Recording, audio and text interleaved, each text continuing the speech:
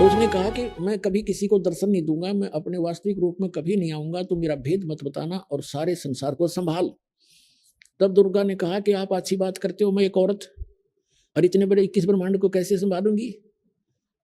अब मैं फंस गई आपके कितने नाच नचारे, तो कैसे संभाल पाऊंगी मैं? तब उसने कहा था कि तू चिंता मत कर, सब कुछ मैं करूंगा, पर करूंगा गुप्त रूप से, किसी को पता नहीं लगने दूंगा।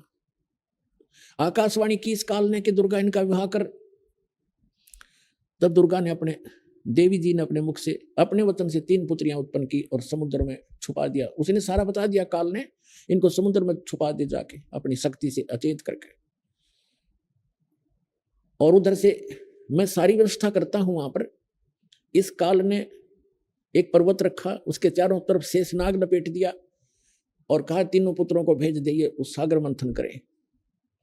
अब तीनों वहां पर गए, दुर्गा ने बता दिया कि जाओ सागर मंथन करो, वहां सारी व्यवस्था मिलेगी।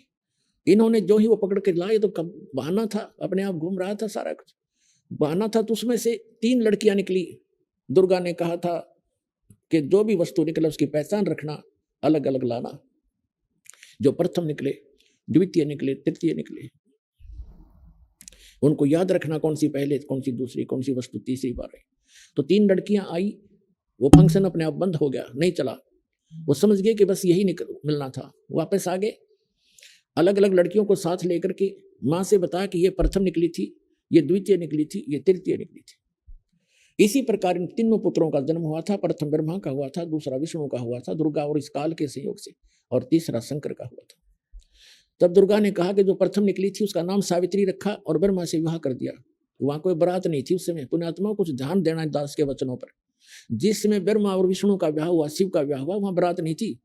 माँ ने कह दिया यह लड़की बेटा तेरा ब्याह दी, हो गया ब्याह। ऐसे दूसरी का नाम लक्ष्मी रखा और विष्णु से शादी कर दी जो दूसरी बार निकली थी, और तीसरी बार जो निकली थी सबसे लास्ट में, वो शंकर से ब्याह दी।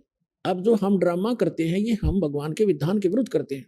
बारात ले लेना, नाचना, कूदना, फंड करना। तो यहां से फिर इस काल भगवान की सृष्टि प्रारंभ हुई, सुर असुर उत्पन्न हुए। आगे फिर चल कर ये पूरा ब्रह्मांड, ये पृथ्वी